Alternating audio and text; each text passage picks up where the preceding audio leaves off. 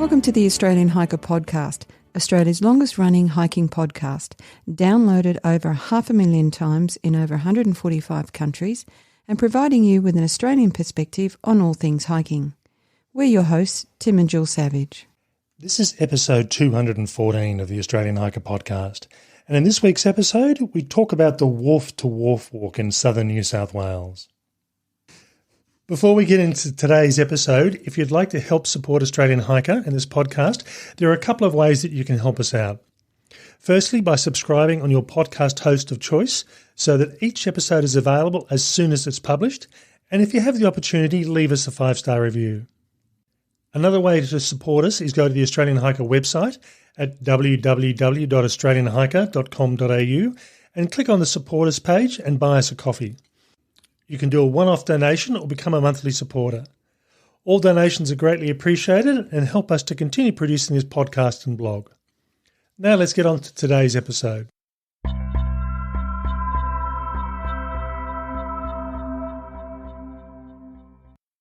Now, the Wharf to Wharf Walk is located on the far southern coast of New South Wales and is a designated 27-kilometre wharf, walking you from Tathra Wharf to Merimbula Wharf, with the ability to start at either end. This walk officially opened in mid-2021 and is still relatively unknown and undiscovered by many. Over the weekend just gone, we chose to do this amazing walk in a single day, but for most people, they'll do it as a 2, possibly a 3-day walk as more the norm. In this episode, you'll hear our on-trail recordings of how our day went, and at the end of the podcast, we'll discuss logistical issues surrounding transport and accommodation and make recommendations on options that will suit all levels of hikers. We recommend that as you listen to this podcast, you follow along with the written version of this trail write-up that contains plenty of images with what you are seeing. We hope you enjoy this episode.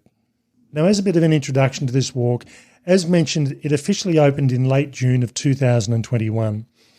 It combined a series of pre-existing walks that were already in place and linked them together to form a continual walk from one wharf to the other wharf. This walk is designated as 27 kilometres. However, on the day we did it, my GPS registered 30.65 kilometres.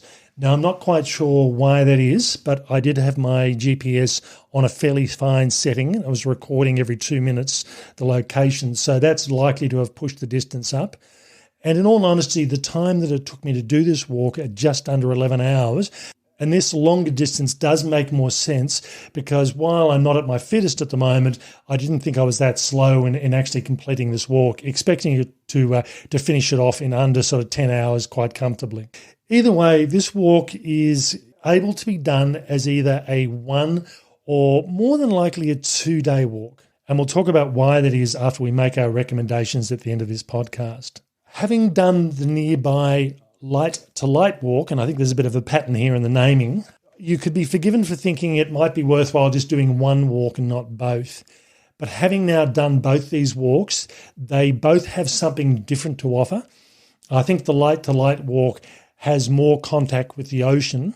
The wharf to wharf walk has more beach walking and a bit more variety in the vegetation. And I really did enjoy both. Now, we chose to do this walk heading southwards from Tathra Wharf to Merimbula Wharf. And again, we'll discuss the reasons for that at the end of this hike. So what you're about to hear is a series of on-trail recordings that we made throughout the day. And this walk was originally meant to be with both Jill and I doing the walk, but there were some issues which we'll discuss later on, which meant that I completed the walk by myself and Jill played car support, dropping in from time to time on the trail during the day and walking small sections as she was able to before returning back to the car and meeting me at the next destination point. So we hope these recordings will provide you a bit of overview of what we were thinking on the day and what you can expect as you walk through this hike if you do plan to do it.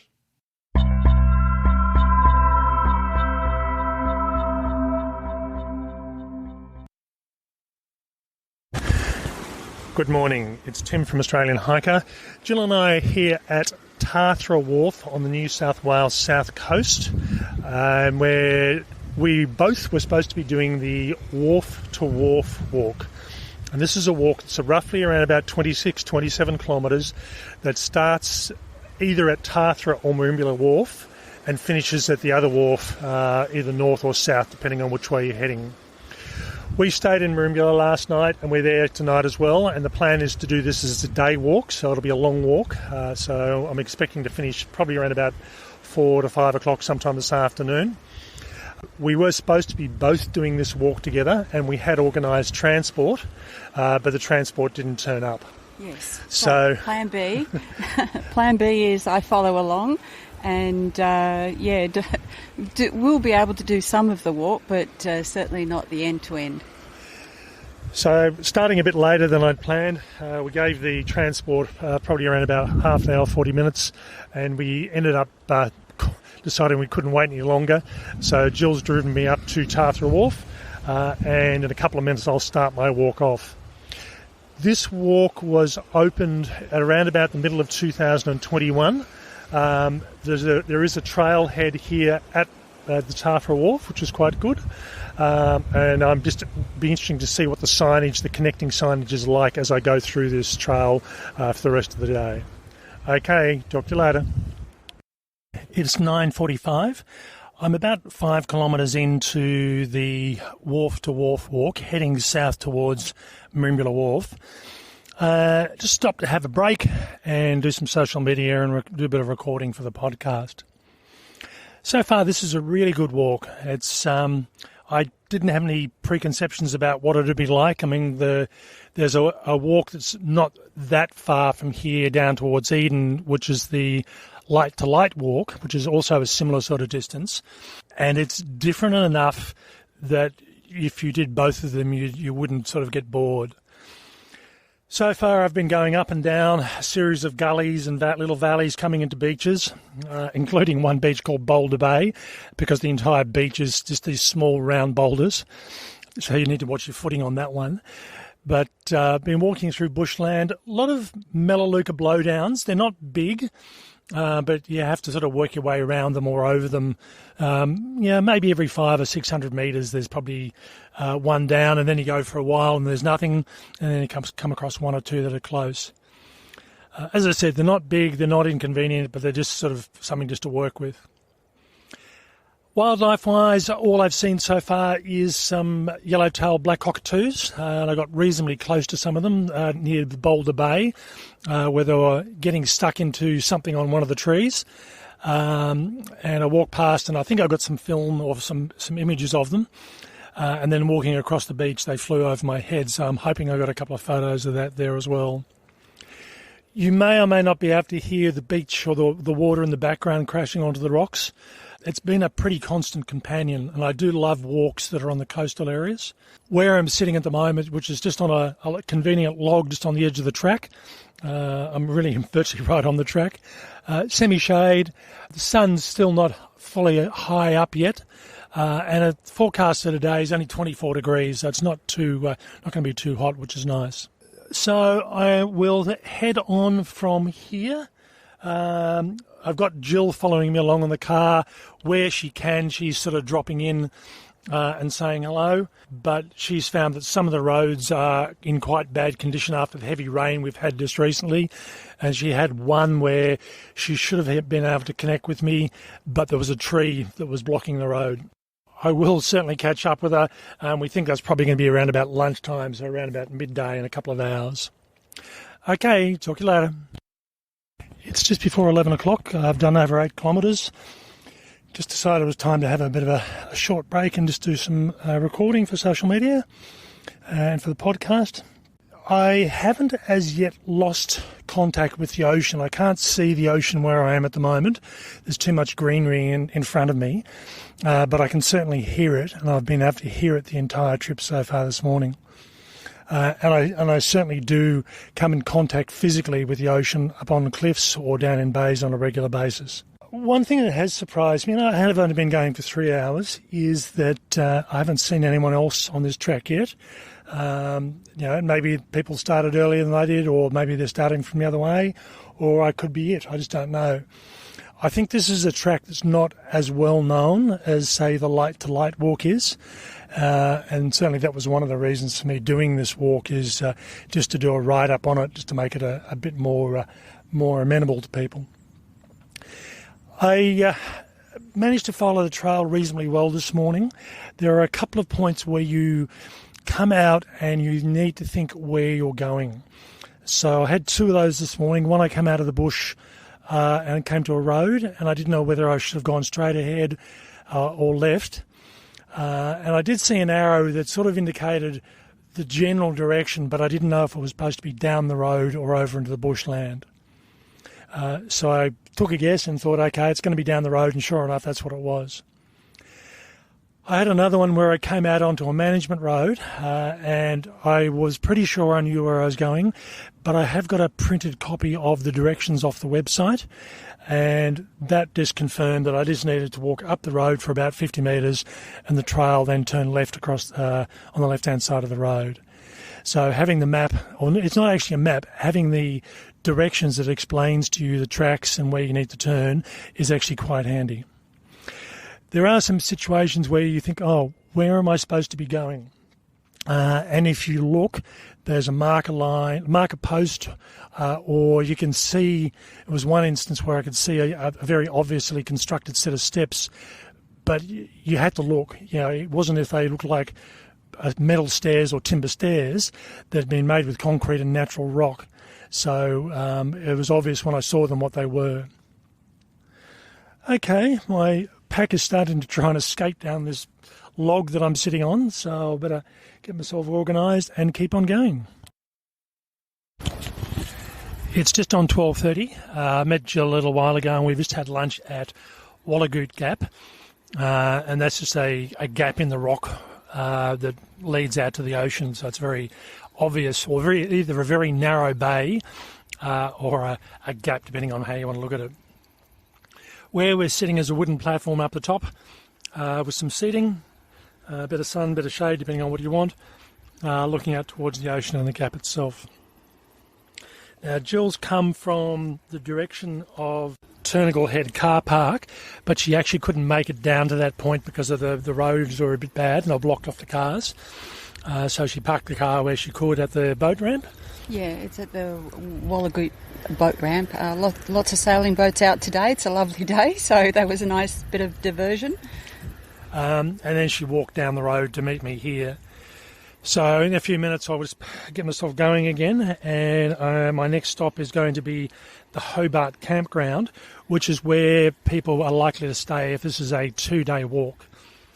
So at the moment I've done around about 11 kilometres roughly, and I've got about another 13 or 14 kilometres to go, depending on what the GPS reads and compared to what the trail notes say as well. Nice day. It's warm without being hot. There's a bit of a breeze just at the moment, but we're sitting in this gap in the rock, so that's understandable. Temperatures are quite nice, so starting to tire a bit. It's a long day. It's supposed to be the longest single day I've done in a while, so I'll definitely have a good sleep tonight and a good rest tomorrow. I think you always have a good sleep. But yes, it's a really nice trail, and I'm really disappointed I'm not able to do the whole lot. But the other thing I've noticed is Tim mentioned the road was out. There are a whole stack of roads heading off the main roads into the coast and the beaches. The dirt roads are just impassable. So I went down a few and had to turn around because there were some trees over the road, and one in particular that really, even with the four-wheel drive, I just thought was a bit risky. So there aren't many places I can meet Tim, but yeah, fortunately found one. Okay, I'll just get myself organised and I'll head off again. It's 1:45. I'm here at Hobart Campground under the large covered shelter, and I'm just about to head off to the North Shura Road car park, which is about another 3 kilometres to get there. This walk was around about 2.5 kilometres from my last stopping point, which was lunch, and very shortly after I left I had to cross an inlet. You wouldn't want to do it after a very heavy rainfall or on high tide. And I must admit, I just didn't think about it. There is a alternate route around that if you can't get over there, but I'm reasonably comfortable with crossing inlets now, and normally you just try and head as close to the ocean as possible because that's where the water slows down as the water coming out and in meet, and also it tends to be where the sand builds up, so it's fairly shallow.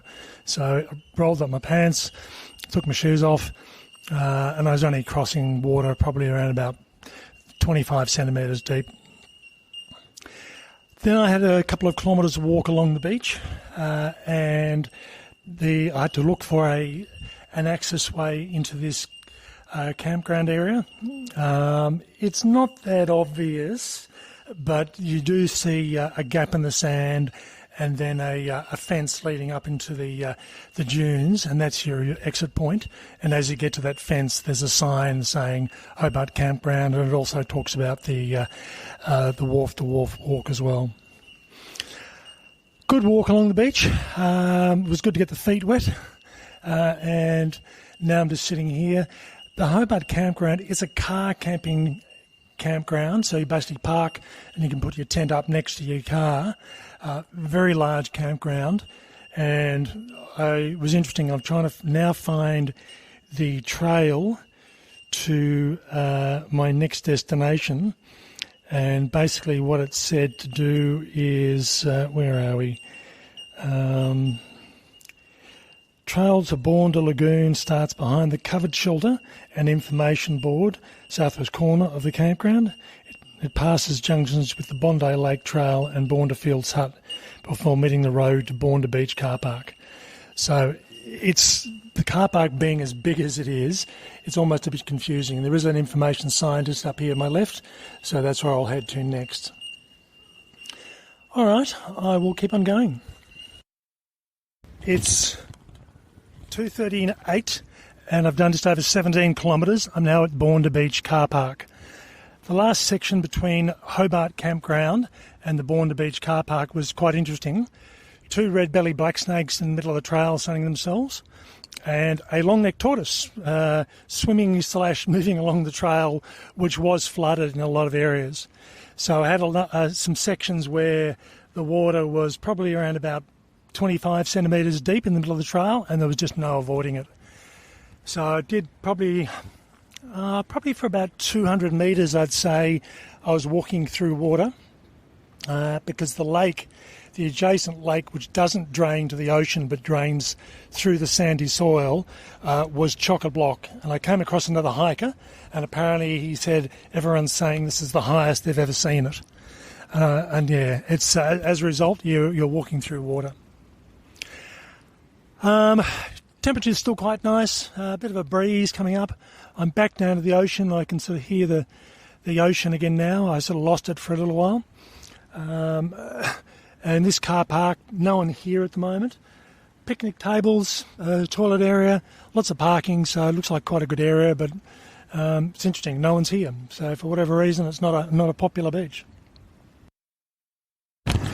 Okay, it's about 3:30 and I'm just at the North Shura Road car park, and I've got approximately about 7 kilometres to go, and I've done 20 kilometres, so that makes the distance pretty much on 27 kilometres.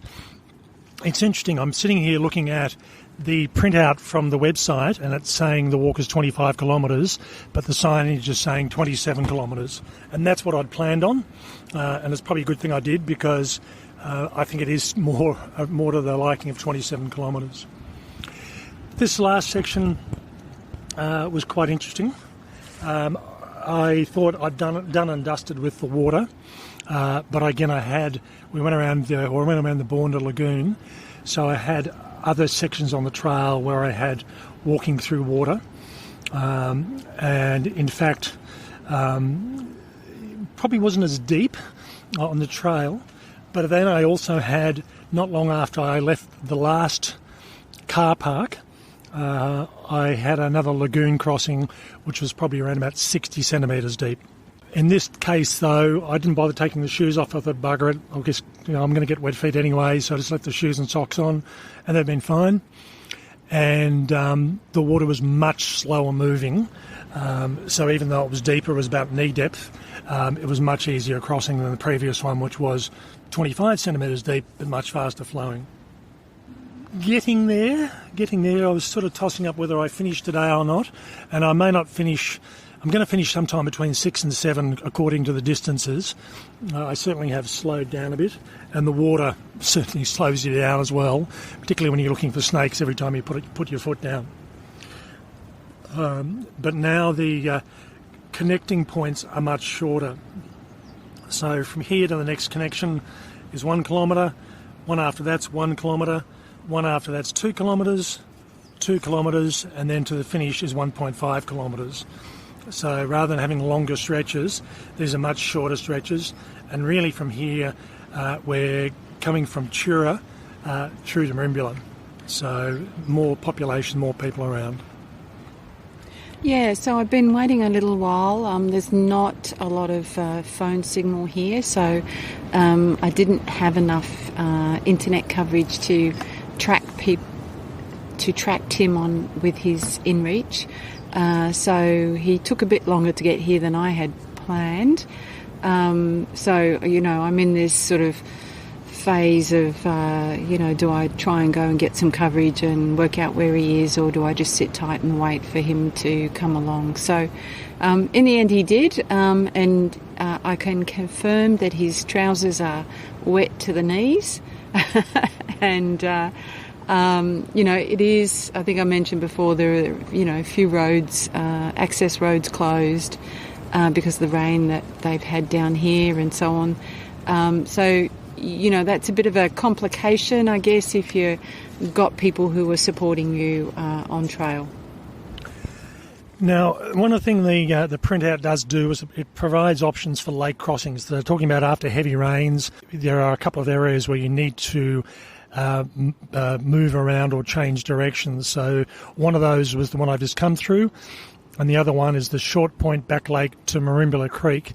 And it says, if unable to cross the outflow, walk via Short Point Road, Spencer Park to Munn Street, where a bridge crosses the creek and a trail goes around the back of the lake, connecting back into where I need to be. In most cases, I've got one other. That's one potential issue that I've got between now and then, where I may have to change directions just because of if the crossing is just too deep or too fast. So I'll find out when I get to that area. All right, I'll just finish off having a drink and I'll head off.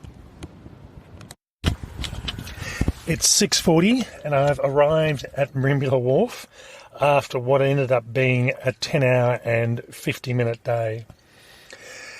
One of the things that did surprise me on this, the write-up notes talk about this walk being 25 kilometres. The signage on trail, where they do talk about distances, and that's usually access off the beach, talk about it being a 27-kilometre walk. I measured it on my GPS on the day of 30 kilometres and 650 metres. And I've got my GPS set on a fairly fine setting, so it's likely to be more accurate, I think. So best off considering this as a 30-kilometre walk rather than being a bit shorter. And as I said, as a single-day walk, almost 11 hours. Would make a very good 2-day walk, I think. I think stopping off at the Hobart Campground is a good stopping point, good distance-wise. From the last time I did a recording, it was, I think that going from Tathra to Merimbula just made sense for us. And I think Merimbula is a bigger town. There's lots more restaurants and cafes and shops here, so it's a good place to base yourself out of. And if you've got to start at one end, it does make sense going south. And I think the other advantage of going south as well was that as we got further south, the segments got shorter as well. So by the end of the walk, we had segments that were 2.5 kilometres, or 1 kilometre, or 3.5 kilometres, or 1 kilometre again. And it just felt like you were achieving more. And it just felt easier knowing that you just ticked off another segment and you didn't have much to go. So I think for me, certainly by mid-afternoon, I was struggling a bit, and by the end of the day, I certainly felt the walk. There's no doubt about that. It just felt easier with those shorter segments. Beach walking is quite demanding. I mean, you need to find the sweet spot on the sand where it's firm but not wet. If you're walking in the soft sand, you really do know about it. And my leg muscles certainly felt that when I was forced to sort of come off the hard sand and make my way into the softer area.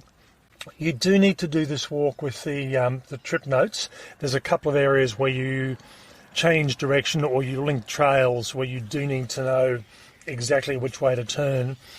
And I'd say there's probably space for maybe another 5 or 6 little marker signs just to clarify where it is you're actually going. But I think if you know that you're coming off a trail and not quite sure, you look at the trip notes and sure enough it says, I had one example where turn right, go up the road about 50 metres and there's a trail on the left, and that's where it was. So it was really clear in that respect. I think from my perspective all up, and we'll talk about the walk in detail at the end of these on-trip recordings, but for me this was a really good walk, really enjoyable and well worth doing. Yeah, look, it was interesting. I walked with Tim some of the way when I could get the car in, and I did notice that when we were starting to get to those shorter distances, Tim perked up a bit. I think that the second last leg was a bit interesting, at least the end of it, when he had to wade through across the beach, across the lagoon. But it was rising tide, but not too difficult, and certainly not in any way dangerous. But when Tim got to Merimbula, where we are now, I took a few videos of him walking down the road, and you could tell he was feeling it, and it was a great effort. Okay, that's the end of the on-trail recordings, and next segment we'll go on and talk about this walk in detail and make some recommendations.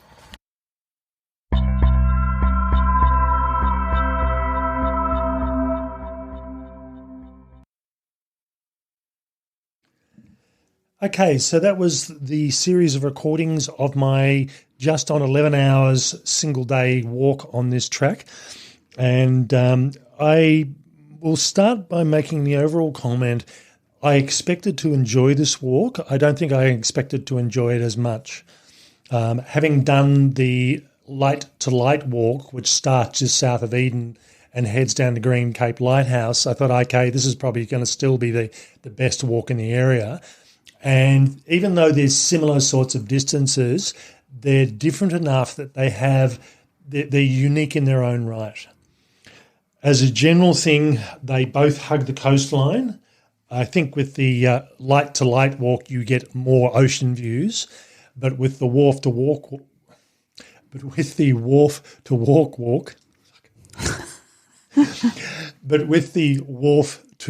walk, you get more beach walking and get, I think, a bigger variety of vegetation and ocean views and beach walking. So they're definitely good walks, each in their own right and each worth doing. Yeah, and I'd agree with that in terms of the bits I was able to do. Quite different sections and quite different vegetation, and it's a very nice landscape to walk through. So just following through from some logistics on this walk, if you are doing this as a single day walk, I probably wouldn't suggest doing it in the middle of winter.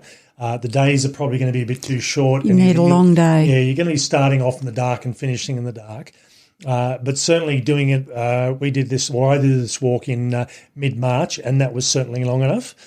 So I think realistically, probably around about mid-October through to mid-March is probably fine. You'd get away with it as a single day if you're up for that sort of distance.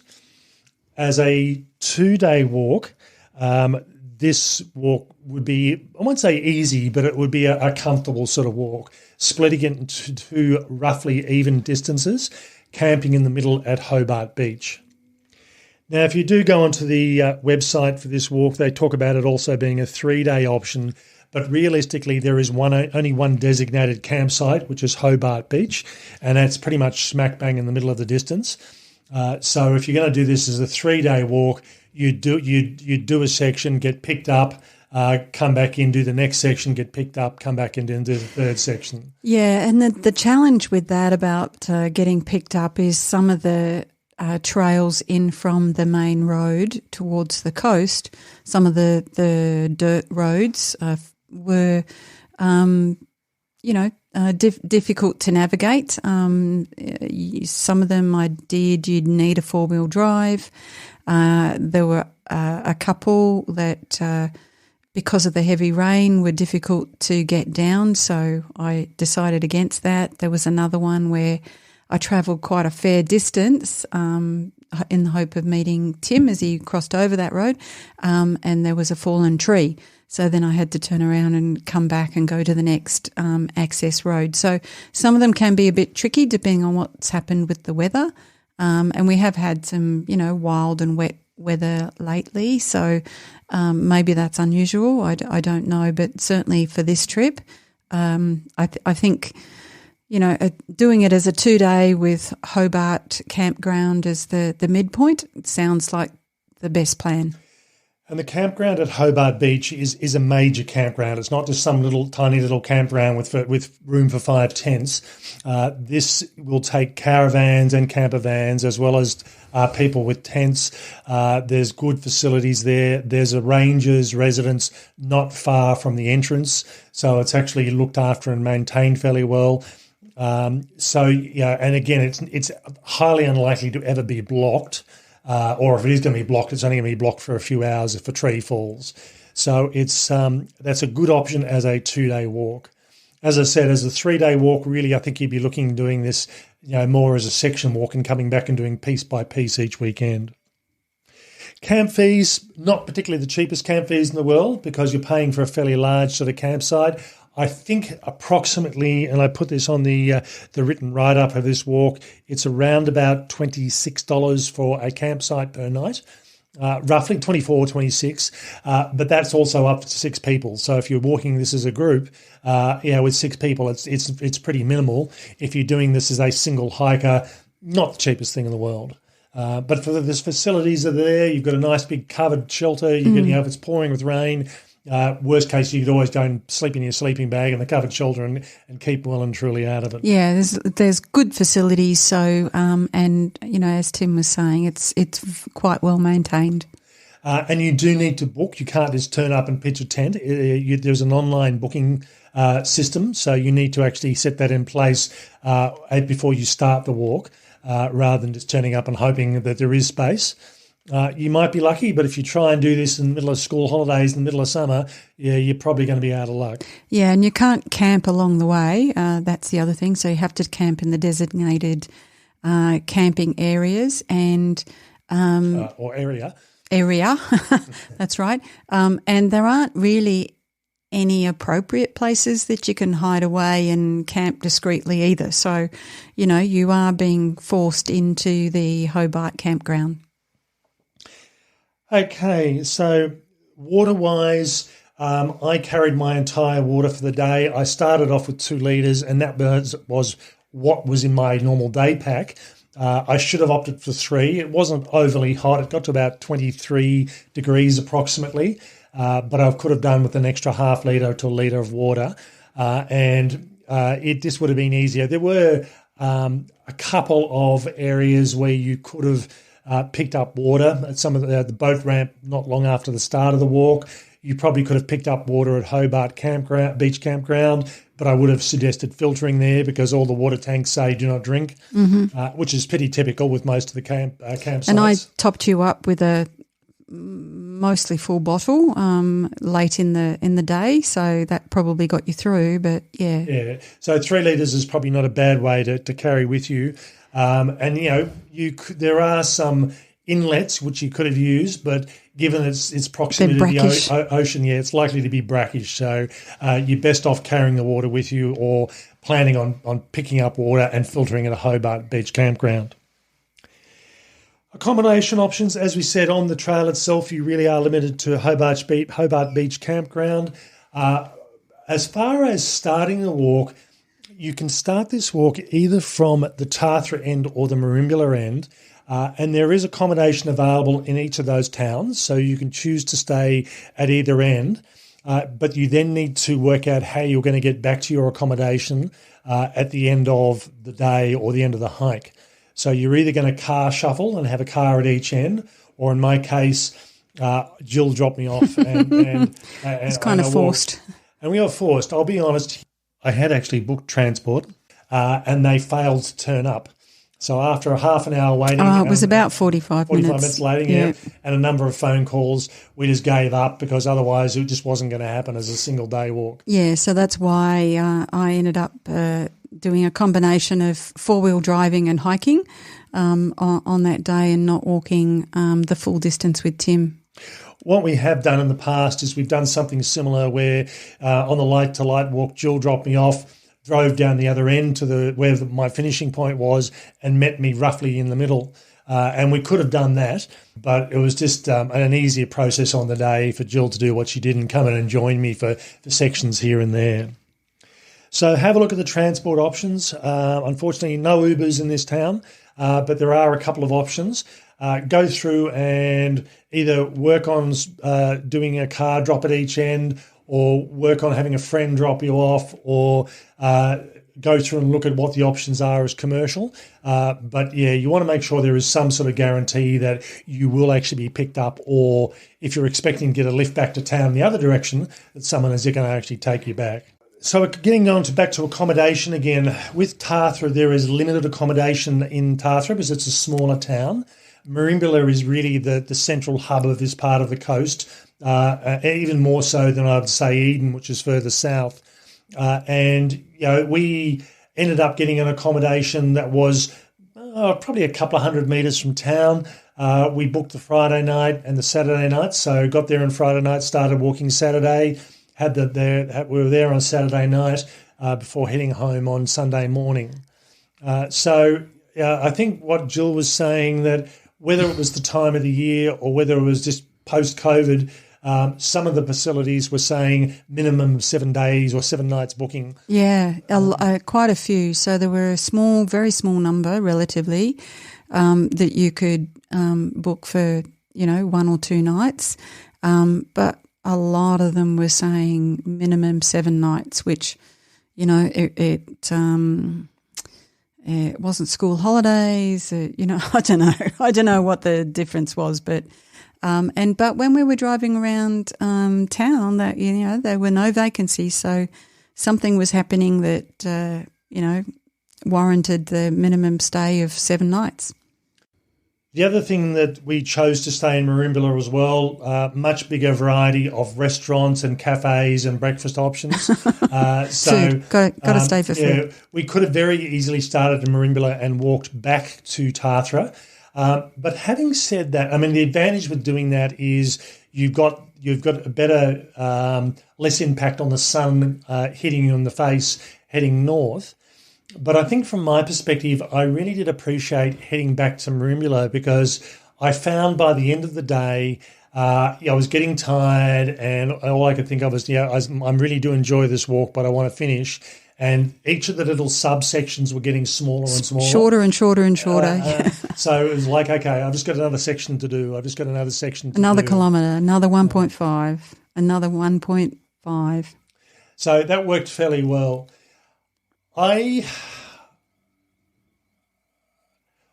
One comment I did make with this, and I've talked about in the written write-up, is this walk is designated as a 27-kilometre walk. If you download the notes off the website, it does talk about a 25-kilometre walk, or at least on the north to south version that we downloaded. And then my GPS on the day, which was set on a very fine setting, so it was dropping a dot every 2 minutes. So I was getting fairly accurate, and what it was doing was telling me it was 30.65 kilometres. Now, I don't know if it was quite that far, and maybe there was some accuracy issue there. But what I did find is the walk took me 10 hours and 50 minutes, and usually given that you're walking on sand, which tends to slow you down a bit, it shouldn't have taken that long. So I think there is a slight distance discrepancy there. But again, still very doable as a day walk, but it is a hard day walk. There's no doubt about that. The other thing that's really worthwhile mentioning with this walk is that you have inlet crossings, and there are 3 proper inlets that you need to cross. One not long after we had lunch, which was at the Gap, and I can't remember what the name of it was. That was, again, roughly around about 12:30, and that was, I thought I was sort of expecting it, but wasn't, if you like. And I got there, had a look around. I did actually take my shoes off. Normally when you're crossing an inlet, you try and cross it as best as you can close to the ocean, because that way the ocean water is pushing against the fresh water coming out. And that's where I did cross. And the water was only about 25 centimetres deep. There weren't big waves. However, if it had been stormy and the wind had been blowing big waves into the beach, it probably wouldn't have been doable. So that's something you need to check with this walk. Don't do it when there's a storm blowing in from the ocean. It's not going to be particularly helpful to your cause. The second inlet that I had to cross was further down the beach, and it was a bit deeper. It was probably up to around about knee depth. Very slow moving water. There was never any issue of getting washed away on either of those 2 inlets. I left the shoes on this time, and the conditions were good enough that I didn't get cold or I didn't get blisters, and it worked quite well. Then I also had the last inlet crossing, which was at Merimbula Creek, just at the back of the Wharf Hill. So you walk from there up the hill and then down to the wharf. It was by far the deepest. I didn't actually go out towards the ocean. I decided to opt where there are a number of swimmers just walking across, and that was probably up to around about crotch height. So I came prepared. All my cameras, all my electronics were in my pack. The water wasn't moving fast. It wasn't an issue of safety. But I ended up getting fairly wet legs, and there's some photos of that in the actual write-up itself. It was relatively narrow as well, and so I was watching Tim cross. The other option further inland towards the inlet, towards the lagoon, was much deeper and much more and wider as risky, well. Yeah. Wider, risky, deeper. Yeah. And even where I normally would have crossed out to where it met the ocean, it was fairly shallow, but then there was a deep section almost right at the side. So I would have ended up with the same issues. So in this case, where I crossed, I ended up being reasonably consistent depth all the way across. Yeah, and it was reasonably high tide as well. It wasn't fully high tide, but the tide was, coming in, so it wasn't, if you crossed when the tide was lower or going out, it wouldn't have been a problem at all. We went down there the next day after the walk and had a look, and there were 3 hikers that were doing either a section or the whole walk, I'm not sure what, and they crossed in very similar sort of spot. One actually stripped down to swimmers and crossed. The other 2 had shorts on, so they were fine. So it seems to be a standard sort of crossing point for most people. In addition to the formal inlets, there are a couple of other, I'll say, water hazards along this trail.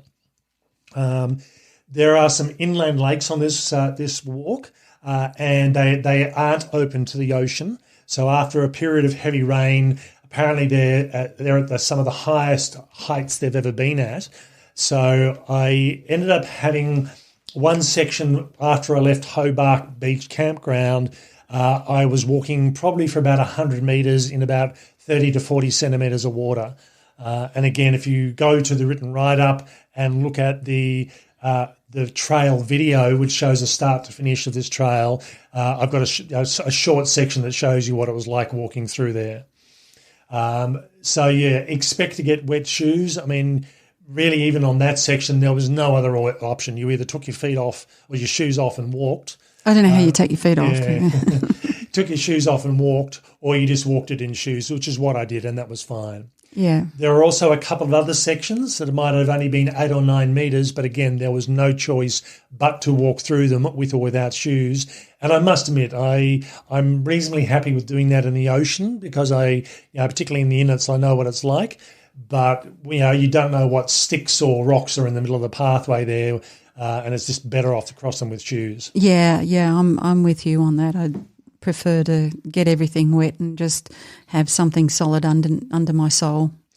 And when I actually left Jill after she dropped in some afternoon tea for me, I walked down a set of stairs and the stairs went straight in through a small inlet, which during midsummer and no rains it'd be dry. But I had again a probably a 30-metre walk through about 30 to 40 centimetres of water. Yeah, and the thing about that was that was at North Shura Road, and he could have gone to the left and down onto the beach, or the right and down onto the beach, and I convinced him to go down on the right, and he ended up in the water when he would have been fine if he'd gone down to the left of the lookout. And that was actually where the trail went, but in that situation, the left-hand walk would have got me to the beach with dry feet. Sorry. So I think overall, the thing that potential hazard on this walk really are the inlet crossings. If in doubt, don't push it. If you're not familiar, or if there's any doubt at all, don't push it. But again, if it's been a heavy storm or heavy rain for a period, and the inlets are running really heavy, or it's high tide, you may think, okay, it's not worth the risk, but it depends on your experience level.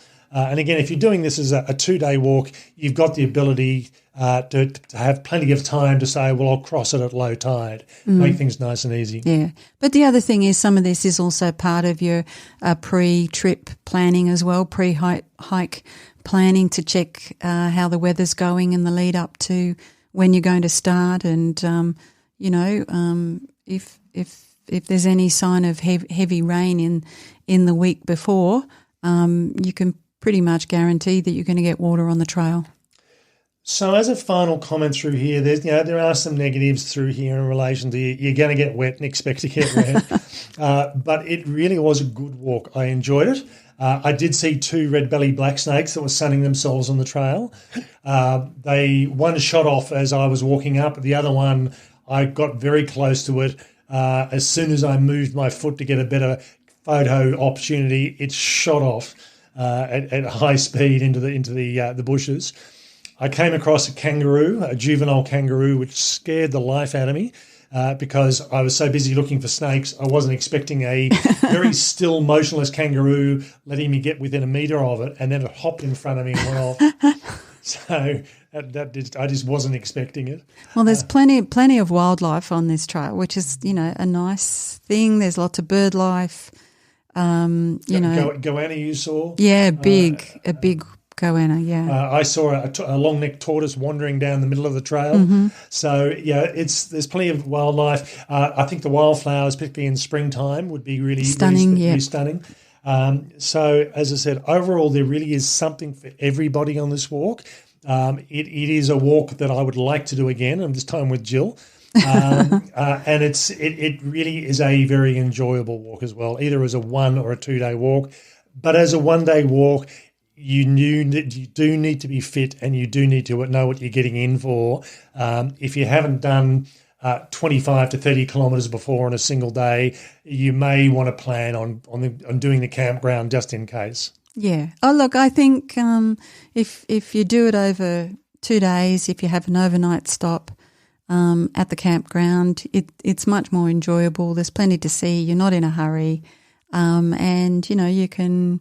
When the conditions are good, you can go swimming as well. Some of the beaches were a bit turbulent, and swimmers were being warned away. But under normal circumstances, that's another option as well.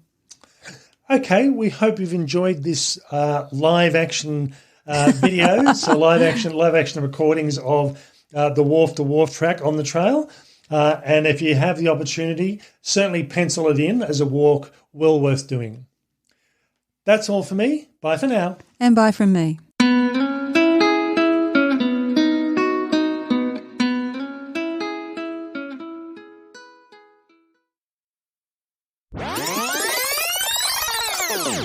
or more than likely a 2-day walk. And we'll talk about why that is during the podcast and afterwards when we recommend. And we'll talk about why that is when we recommend. The Wharf to Walk Wharf has more. So I still will still